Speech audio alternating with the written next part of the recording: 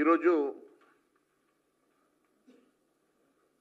జూబ్లీహిల్స్లో గెలిచింది ఒక బ్లాక్ మెయిలింగ్ వల్ల.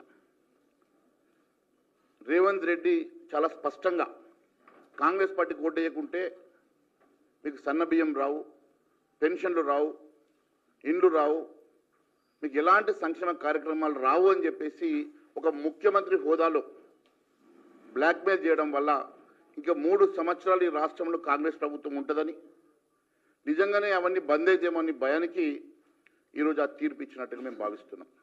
అదే మాదిరిగా వారి సోదరుడైనటువంటి ఓవైసీ పూర్తి అండదండలతోటి ఈరోజు వారు గెలుపు సాధ్యమైండవచ్చు.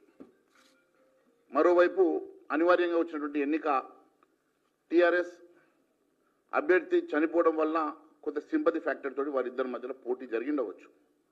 కానీ యావత్ భారతదేశం ఈరోజు నరేంద్ర మోడీ గారి నాయకత్వాన్ని బలపరుస్తున్నట్టుగా కనివిని ఎరిగినటువంటి రీతిలో ఈరోజు బీహార్ ఎన్నికల ఫలితాలు మీరు చూస్తే అర్థమవుతుంది.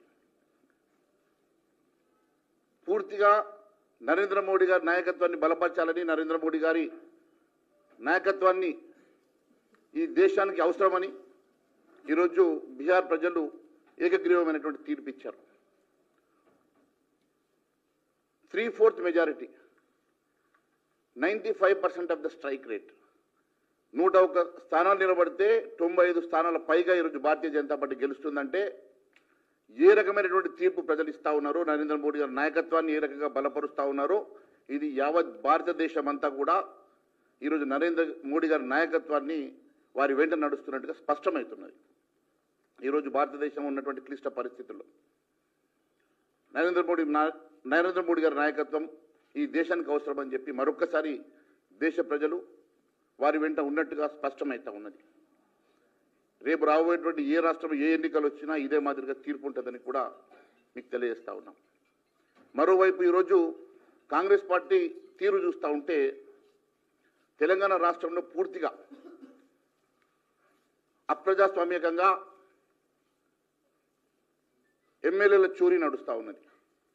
ఇతర పార్టీల నుంచి ఎమ్మెల్యేలను తెచ్చుకొని గంప కింద కమ్మేసుకొని ఏదో మాకు బలం ఉన్నట్టుగా భావిస్తూ ఉన్నారు కదా.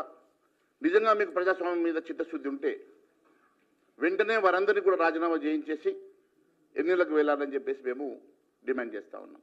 అంతేకాదు, ముఖ్యంగా మీరు చూసినట్టయితే వెస్ట్ బెంగాల్లో హైకోర్టు ఇచ్చినటువంటి తీర్పు మీరు ఒకసారి చూస్తే ఖచ్చితంగా ఆ తీర్పు ఈ రాష్ట్రానికి కూడా వర్తిస్తుంది. కాబట్టి ఖచ్చితంగా ప్రజాస్వామ్యాన్ని కాపాడాల్సిన బాధ్యత మీ మీద ఉన్నది. మీకు నిజంగా కూడా ప్రజాస్వామ్యం మీద నమ్మకం ఉంటే వెంటనే రాజీనామా చేసి ఎన్నికలకు రావాల్సిందిగా కోరుతూ ఉన్నాం.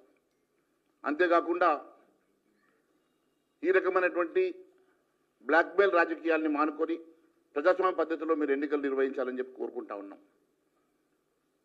ముఖ్యంగా ఈరోజు భారతీయ జనతా పార్టీకి సంబంధించినటువంటి కార్యకర్తలు, నాయకులు జూబ్లీహిల్స్లో కృషి చేసి కష్టపడి భారతీయ జనతా పార్టీ కోసం పనిచేసిన ప్రతి ఒక్కరికి కూడా పేరు పేరున ధన్యవాదాలు తెలియజేస్తూ ఉన్నాం. ఖచ్చితంగా అధ్యక్షుల వారు చెప్పినట్టుగా రేపు రాబోయేటువంటి ప్రభుత్వం తెలంగాణ రాష్ట్రంలో భారతీయ జనతా పార్టీ ప్రభుత్వమే వస్తుంది.